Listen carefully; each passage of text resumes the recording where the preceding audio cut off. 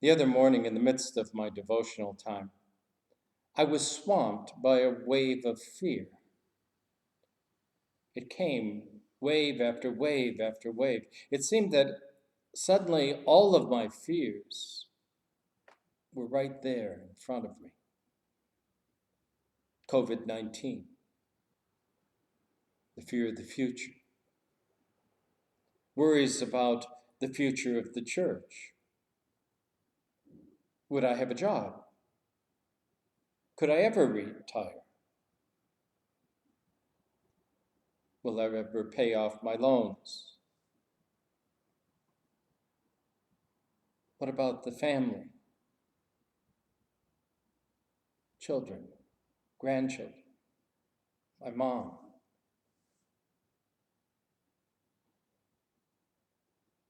What about the economy, the nation? What about our community? My friends? My relationships? Suddenly, everything that there was to fear, I was fearing.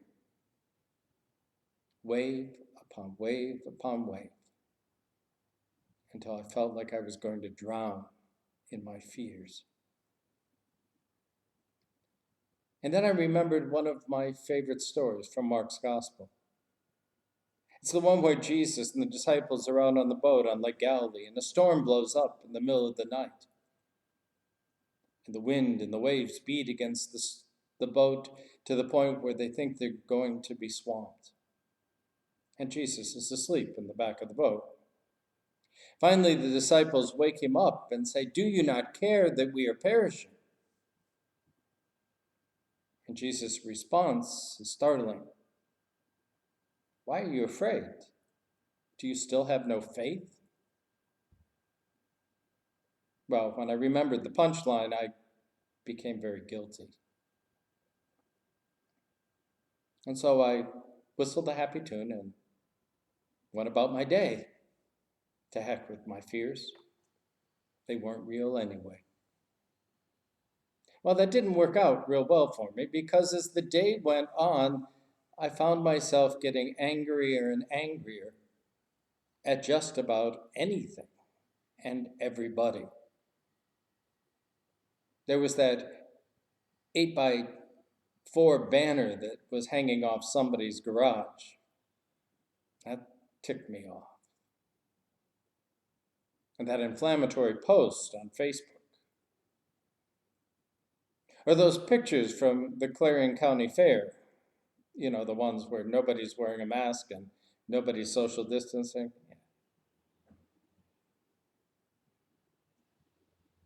And then there was the letter to the editor.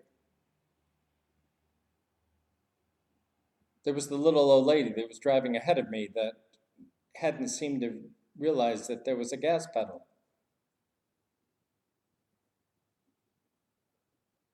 There was that pedestrian that walked out in front of me on Main Street.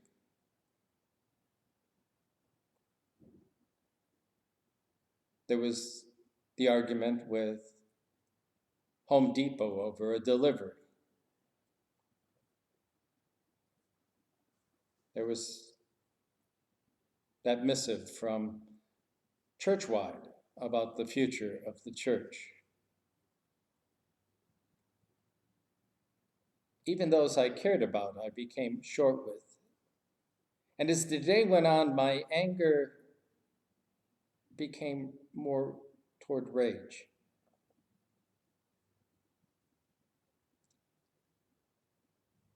And that big, ugly yellow pickup with a Confederate flag almost got a brick thrown through the back window, if I'd been able to find a brick. I suddenly realized that I was being overwhelmed by my anger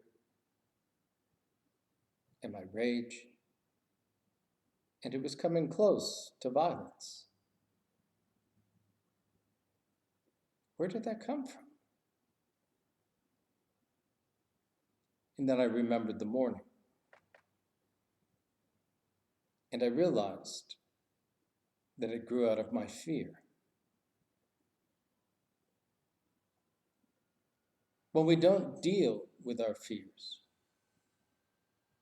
we are left to deal with our anger and our hatred and our violence. And in like manner, when we try to deal with our anger, our hatred, and our violence without dealing with our fears, we get nowhere. We simply escalate. What would it look like for us to begin to deal with our fear, both individually and collectively? To admit what really scares us these days. I have a sneaky feeling that we are probably not as far apart in our fears as we are in our hatred. And if we could begin to deal with our fear, we might have a chance to bring some healing to the nation and to the world. The Bible talks a lot about fear. Do not be afraid is one of the favorite lines in Scripture, repeating itself over and over again. But like Jesus' response in the boat, it's not about just overcoming your fears and going on with life. It's about recognizing who's in charge. When Jesus says, "Do you have no faith?" what he's really asking is, after all this time, do you still not see the presence of God in the midst of this world? It's a matter of trust. And that's a difficult thing for us these days. Because who do we trust? Do we trust Trump? Do we trust Biden? Do we trust Congress? Do we trust the Supreme Court? Do we trust the medical field? The CDC? The World Health Organization? Do we believe Fauci? Do we trust our colleagues, our friends? Do we trust the media? Yeah. Which one?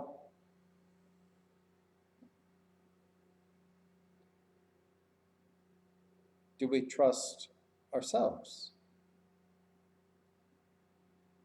I mean, can we even trust Jim Cantore these days? Who can we trust? And when we cannot agree on trusting, we are left to be arbitrators of our own fate. And that's scary. At least for me, it is. But Jesus' reminder to the disciples and to us is that in the midst of the storms, in the midst of our fears that seem to wash over us in waves, threatening to devour us, Jesus stands in the boat, promising peace and calm. In the midst of all we are experiencing in the world today, God stands in the midst of our gathering, reminding us who's in charge and who ultimately we can trust. Unfortunately for us, God doesn't send us a COVID-19 protocol, but he does promise that he will get us through this storm as well. We walk by faith, which enables us to see the presence of God in the midst of the world around us. It is that God who promises to never leave us desolate or orphaned or alone. In the midst of our fears, we can count on God to be right next to us, calming the storms and bringing us peace. I will come to you in the silence. I will lift you from all your fear. You will hear my voice. I claim you as my choice. Be still and know I am here. I am hope for all who are hopeless. I am eyes for all who long to see.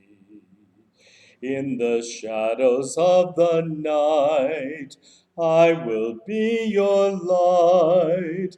Come and rest in me.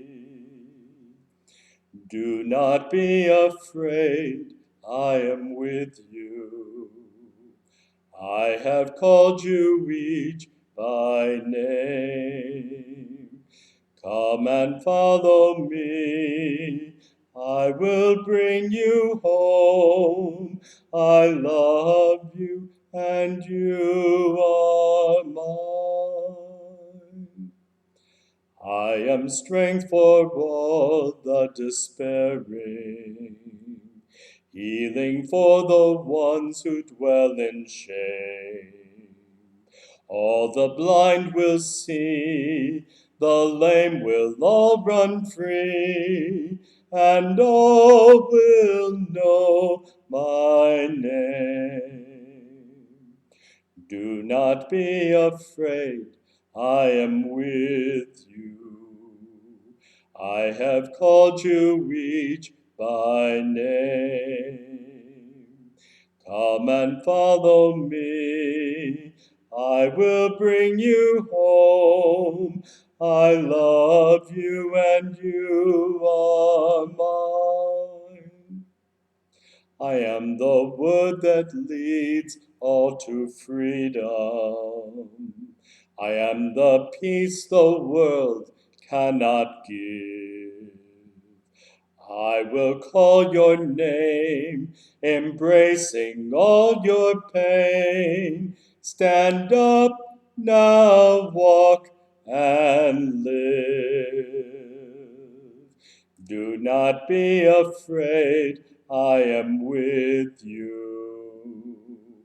I have called you each by name. Come and follow me, I will bring you home.